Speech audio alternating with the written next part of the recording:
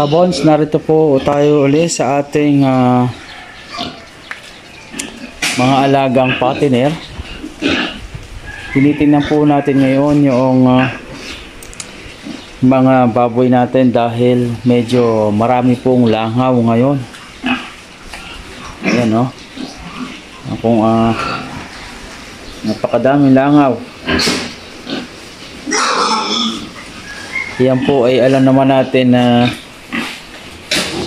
pag sobrang dami ay hindi naman nakakabuti, no? Para po sa ating mga alagang baboy. So, kailangan po nating masawata o mabawasan man lang ang pagdami ng langaw dito sa ating babuyan, no? So meron po tayong susubukan na i-spray sa ating mga alagang baboy at lalo na dito sa paligid ng ating mga kural. Mag-i-spray po tayo dito. Susubukan natin kung gaano talaga ka-effective yung pang-spray na yon na sinuggest ng ating mga kaibigan. Alright. Ayan, susubukan natin i-spray dito sa lahat ng ating mga koral. Tapos titignan natin kung talagang mawawala ang mga langaw o mababawasan. Dahil napakadami pong dalang sakit ng ating mga langaw na yan. Sa pagdami na yan, ayan o, kita nyo naman o. Ayan o, nag-uumpulan sa mga pagkain. Tapos nasa mga katawan din ng baboy. So kailangan nating masawata yung mga langaw na yan dahil nagdadala yan ng maraming sakit sa ating mga baboy, no? Yan ang carrier ng mga sakit. Ayan, no?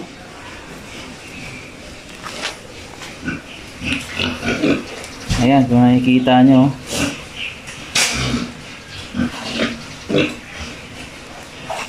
yan ang maraming dalang sakit at mikrobyo para sa ating mga alagang mga baboy. So, kailangan nating gawa ng paraan yan na mawala sila dito sa ating babuyan. At pagkatapos natin itong ma-spray, so atin itong i-monitor kung talaga bang mabisa yung ipinayo sa atin ng ating kaibigan. Ayan. Tara, mag-i-spray muna tayo at pagpasta natin kung talagang epektibo nga. Yan. Meron ako ditong hawak na pang-spray. Yan.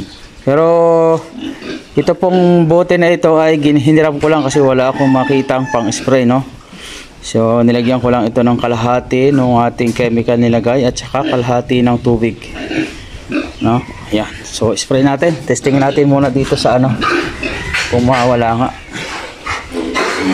sa mga langaw na narin eh.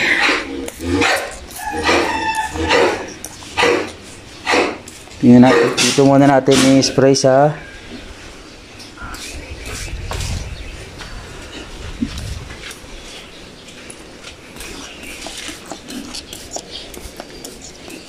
kung talagang mawala sila. Tingnan muna natin. Huwag muna natin i-direct sa coral. Dito muna natin ilalagay. Tapos i-monitor natin kung talagang mawala nga sila. At kung lalaya sila diyan.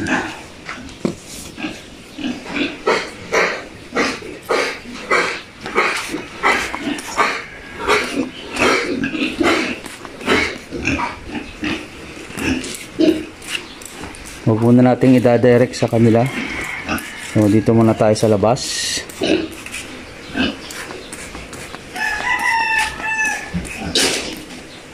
Natin kung lalayas.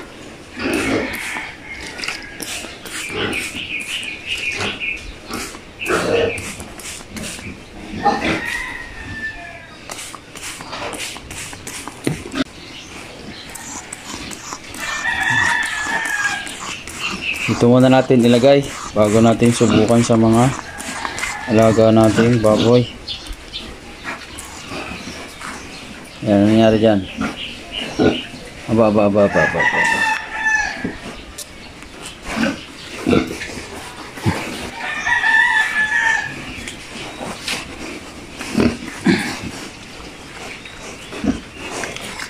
nangyari dyan? Okay.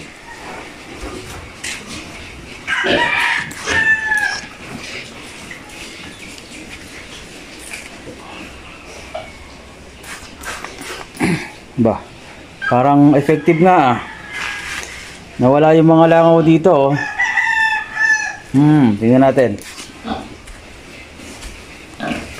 Parang okay to ah. Sukan natin to. Lagyan natin itong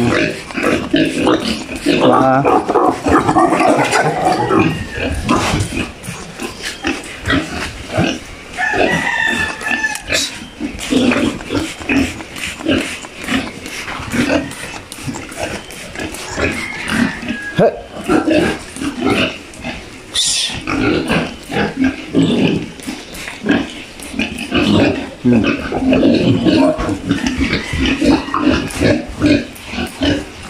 Oh, parang may namamatay nga ah.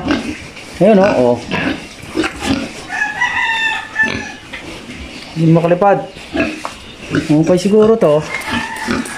Subukan natin lahat itong paligid. Huwag muna natin patamain ng diretso sa baboy natin. Ayun, pag okay to, saka natin to isasuggest at i-recommend sa ating mga tropa pips.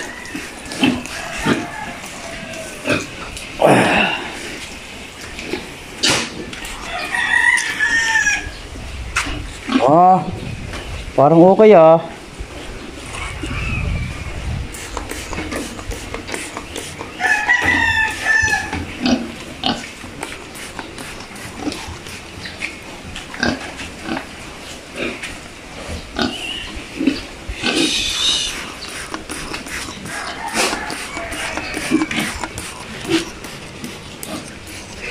Para magsisilbing ano na rin pala to, disinfect. Natin kung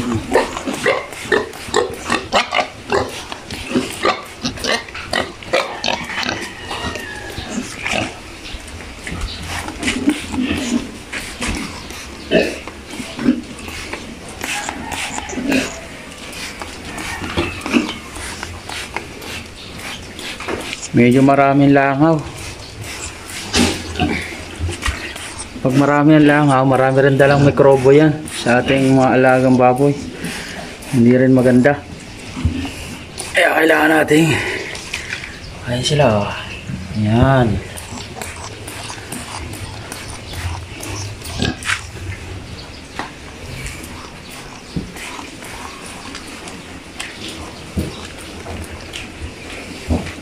Okay ah. Parang maganda nga ito ah. Tingnan natin yung update. Tingnan natin yung result. Balikan natin yung ating na-sprayan. Ayan oh. Mga nagsilayas nga mga langaw. Kunti na lang ito natitira oh. Tapos ito pinaglalagyan natin. Hindi na siya masyadong pinapatungan ngayon. Oh. Ayan. At aba, nangamatay sila. Ayan oo. Namatay. Ayos ah.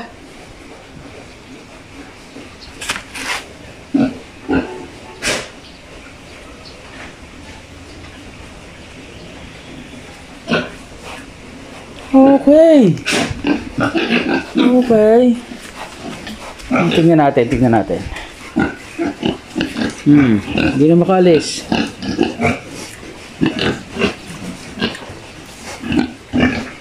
Okay. So, ibig sabihin, effective siya. Maganda to. Tingnan natin kung magiging ayos nga. Oh, nawala yung mga langaw doon sa aking in-spray. Sa paanong baboy. Nawala oh. Aha, okay. Okay. Okay to, panalo to. Lalagyan pa rin natin itong kabila.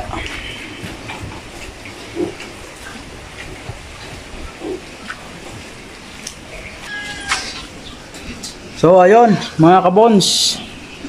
Makikita nyo dito kanina, ang dami ditong langaw. Ayun, oh, nung na-sprayan natin, nawala na sila. At meron ding mga talagang nahilo. Ito. Ayun, oh.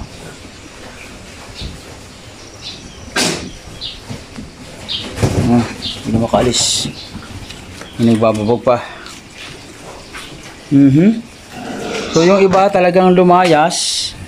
Hindi natin na ma-sprayan yung isang nasa loob na yon. So tingnan natin kung talagang mawawala o mababawasan. Pero sa pagkakatingin ko, sa base sa aking obserbasyon, talagang medyo mabisa yata ito.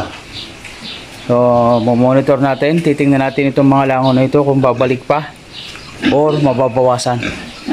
Dahil medyo marami. Wala na akong makita na kahapon ngayon. Oh. Wala na mga dumadapo ngayon. Ayun, tapos meron pang naghihingalo. Ayun, no? Oh. Ito talagang hindi na naka-recover. Oh. So, parang maganda to, maganda. Titignan naman natin ang epekto nito. Nawala na rin yung mga langaw dito na in-sprayan ko. Lumayas na nung naamoy nila. O kaya tinamaan sila ng spray. Ayan, so i-update ulit natin kayo bukas. Titingnan natin kung talagang may langaw pa rin dito. Alright. So makakatulog na ng payapa at makapagpahinga ng ayos ang aking mga alagang patiner dahil wala nang dadapo-dapo, maraming langaw sa kanilang katawan. Yan.